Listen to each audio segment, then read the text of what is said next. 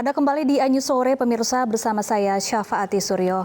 Pemirsa, cekcok antar saudara berujung penyekapan di Makassar, Sulawesi Selatan. Seorang pemuda menyekap ibu kandung dan kakak anak kandungnya serta keponakannya di dalam rumah. Para korban terkurung dan ketakutan lantaran pintu rumah dilas pelaku.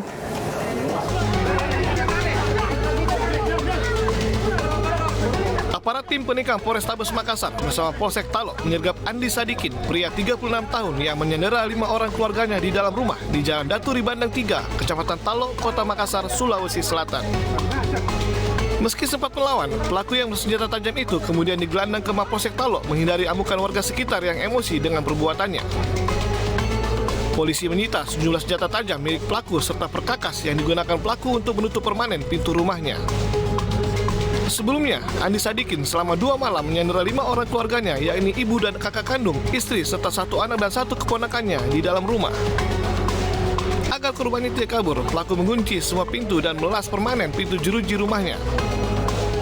Penyekapan ini membuat warga sekitar khawatir lantaran pelaku mengancam akan membunuh semua keluarganya yang disekap. Pokoknya itu dia bilang, pokoknya saya selesaikan gitu. Itu saja. Ini yang disandra siapa Pak RT? Ya, saudaranya. Saudaranya ya. Jadi di dalam itu 3 orang. Ya. Anaknya, istrinya, sama kakaknya sendiri, kakak kandungnya.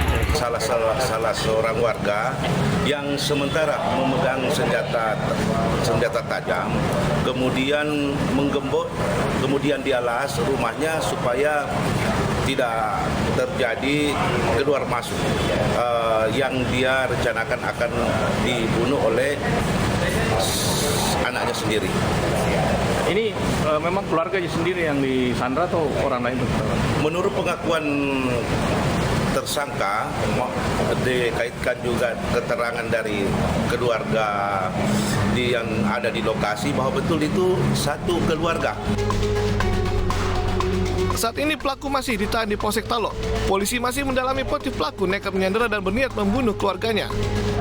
Namun dugaan awal aksi nekat pelaku itu dipicu cekcok dengan kakak kandungnya.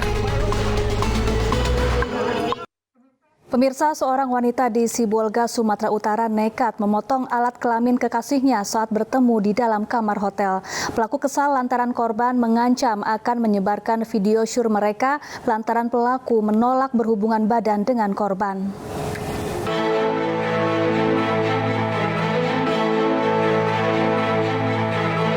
Aparat Polres Sibolga mengolah tempat kejadian perkara seorang wanita yang tega memotong alat kelamin kekasihnya di sebuah kamar hotel di kota Sibolga, Sumatera Utara. Ini bermula saat pelaku meminta tolong pihak hotel memanggilkan ambulans lantaran teman prianya sakit dan mengeluarkan darah. Pihak hotel yang curiga karena banyaknya darah di dalam kamar langsung memanggil polisi. Pelaku akhirnya mengaku telah memotong alat kelamin kekasihnya hingga nyaris putus lantaran kesal. Korban mengancam akan menyebar video syur pelaku lantaran menolak diajak berhubungan badan.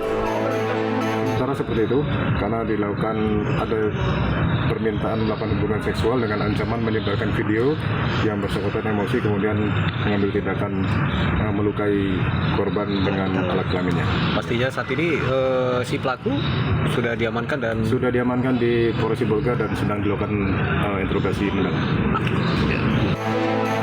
Pelaku berinisial AST, warga Angkola, Kabupaten Tapanuli Selatan, kini sudah ditahan di Polresta Sibolga untuk pemeriksaan lebih lanjut. Sementara korban kini dirawat intensif di Rumah Sakit Metamedika, Kota Sibolga.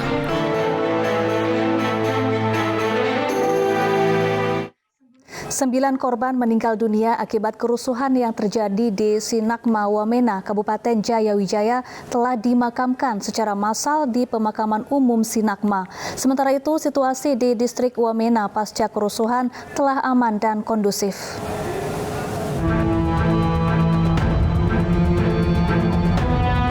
Sembilan jenazah korban kerusuhan di Sinakma, Wamena, Provinsi Papua Pegunungan dimakamkan massal di Taman Pemakaman Umum Sinakma. Sebelumnya, ke-9 jenazah sempat tertahan di RSUD Wamena karena permintaan pihak keluarga korban untuk dilakukan visum. Ratusan keluarga korban serta simpatisan ikut mengantar ke-9 korban dari RSUD Wamena hingga TPU Sinakma. Prosesi pemakaman juga dikawal ketat oleh aparat TNI dari Kodim 1702 Jayawijaya. Dan tadi prosesi pemakaman berjalan lancar, aman dan baik. Semua keluarga menerima kenyataan itu dan memakamkan mereka secara berjajar ya, di satu lokasi.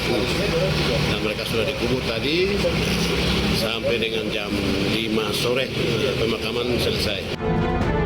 Sementara itu, situasi di distrik Wamena pasca kerusuhan yang dipicu adanya isu penculikan anak di kampung Yomaima hingga saat ini aman dan kondusif.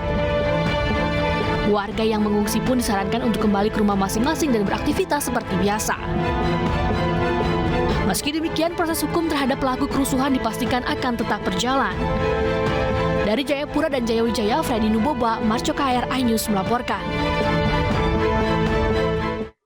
Pemirsa, pasca viral di media sosial anak panti asuhan dianiaya pemilik panti asuhan, pelaku sudah ditangkap dan polisi sudah melakukan olah tempat kejadian perkara di panti asuhan Fisabilillah Al-Amin Palembang.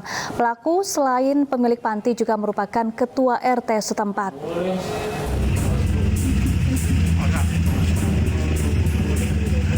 Petugas Satreskrim Unit Inafis Polrestabes Palembang mendatangi lokasi tempat kejadian perkara penganiayaan anak-anak panti yang dilakukan oleh pemilik Yayasan Panti Asuhan Minggu siang. Olah TKP dilakukan secara tertutup mengingat korban adalah anak-anak di bawah umur. Kapolrestabes Palembang, Kombes Pol M. Ngajib mengatakan telah memeriksa 5 orang dalam kejadian ini yang terdiri dari 4 saksi dan 1 terduga pelaku penganiayaan. Dan kita sudah melakukan verifikasi terhadap 5 orang, yaitu 4 orang yang saksi-saksi, kemudian ada 1 orang yang kita duga pelaku inisial H. Dari hasil pemeriksaan sementara ini ada beberapa kali, tahun 2022, kemudian di tahun 2023 ini terjadi di bulan Februari, tanggal 15 dan tanggal 20 Februari. Nah, untuk mengenai luka daripada korban, nah kita nanti akan bawa dulu ke rumah sakit untuk dilakukan visum.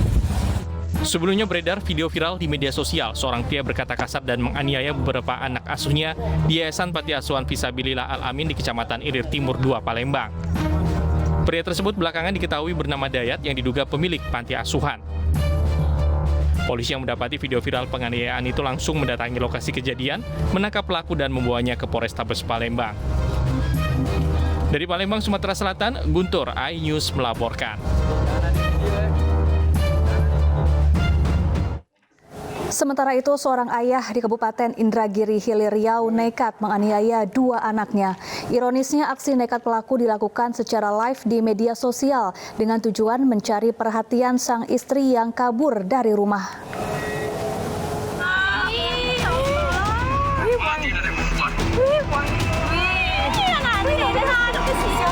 Aksi seorang ayah menganiaya 2 anaknya dan dilakukan live streaming di media sosial viral di jagat dunia maya. Pelaku beraksi di dalam mobil saat dalam perjalanan dari Keritang menuju Tembilahan Hulu. Akibat penganiayaan, kedua korban mengalami luka bekas kekerasan di bagian paha. Berbekal hasil rekaman, unit Reskrim Polres Indragiri Hilir Riau bergerak cepat dan dapat meringkus pelaku AS 34 tahun di Jalan Pramuka, Kota Tembilahan. Dari hasil pemeriksaan, pelaku mengaku mencari perhatian istrinya yang kabur dari rumah. Pelaku melakukan kegiatannya untuk mengambil perhatian dari istrinya yang pada saat itu istrinya pergi dari rumah pelaku dan pelaku melakukan kekerasan terhadap anak dan live streaming ini biar istri dari pelaku tahu kejadiannya sehingga kembali ke rumah. Korban kini menjalani pemeriksaan fisik dan psikis dan dalam pengamanan pihak keluarga serta tim PPA Polres Indragiri Hilir. Sementara pelaku mendekam di sel tahanan Polres Indragiri Hilir dan dijerat pasal tentang perlindungan anak dengan ancaman penjara 5 tahun. Pemirsa, tim SAR gabungan berhasil mengevakuasi puluhan nelayan yang terombang-ambing di perairan Pulau Babi, Kabupaten Sika, Nusa Tenggara Timur. Kapal yang ditumpangi nelayan tersebut mengalami mati mesin dan kebocoran akibat dihantam gelombang tinggi.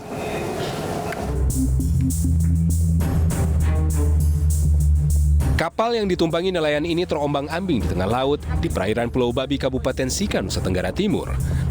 Kapal mengalami mati mesin dan kebocoran akibat dihantam gelombang tinggi. Beruntung, tim SAR cepat tiba di lokasi dan langsung mengevakuasi para nelayan ini. Sebanyak 23 nelayan berhasil diselamatkan dan dibawa ke Pelabuhan Wuring. Sementara 3 kru kapal yang memilih bertahan di kapal terus dipandu untuk mencari tempat berlabuh yang aman dari hantaman gelombang. Wah, kapal jangkar samudra itu berlayar dari Larantuka ke Maumere untuk mencari ikan, namun dalam perjalanan itu mengalami mati mesin di wilayah kurang lebih di Pulau Babi dikarenakan hantaman gelombang. Rencananya, usai mendapatkan pemeriksaan medis, ke-23 nelayan ini akan dipulangkan ke rumah masing-masing oleh Dinas Sosial Kabupaten Sika. Dari Sika, Nusa Tenggara Timur, Joni Nura, iNews melaporkan. Pemirsa, jangan kemana-mana, iNews Sore akan kembali usai jeda bersama rekan saya, Stefani Patricia. Selamat sore, Stefani. Ada informasi apa yang nanti akan disampaikan kepada pemirsa? Ya, selamat sore, Syafa. Usai jeda, kami akan membahas ancaman hukuman untuk pelaku penganiayaan anak pengurus GP Ansor yang dinilai terlalu rendah. Kami akan membahasnya usai jeda.